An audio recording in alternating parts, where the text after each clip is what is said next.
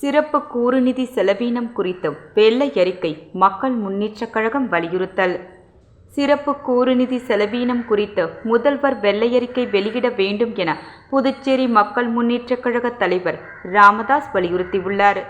அவர் வெளியிட்டுள்ள அறிக்கை, முதல்வர் சமர்ப்பித்த இடைக்கால 5 ஆண்டு பட்ஜெட் காலத்தில் ஒரு ஆண்டு கூட 16% நிதியை இவரது அரசு செலவு செய்யவில்லை.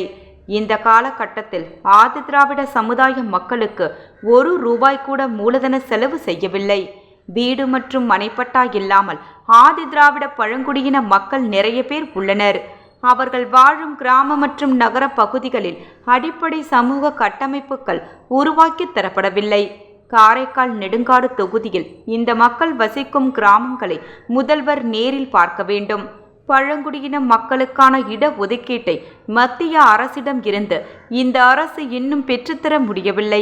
முதல்வர் சொல்வது போல் 16% சிறப்பு கூறு நிதி இம்மக்களுக்கு செலவு செய்யப்பட்டிருந்தால் கடந்த 10 ஆண்டுகளில் செயல்படுத்திய திட்டங்கள் என்னென்ன, எவ்வளவு நிதி ஒதுக்கப்பட்டது, எவ்வளவு நிதி செலவு செய்யப்பட்டது என்பது குறித்து வெள்ளை அறிக்கை அரசு வெளியிட வேண்டும். இவ்வாறு அதில் கூறப்பட்டுள்ளது.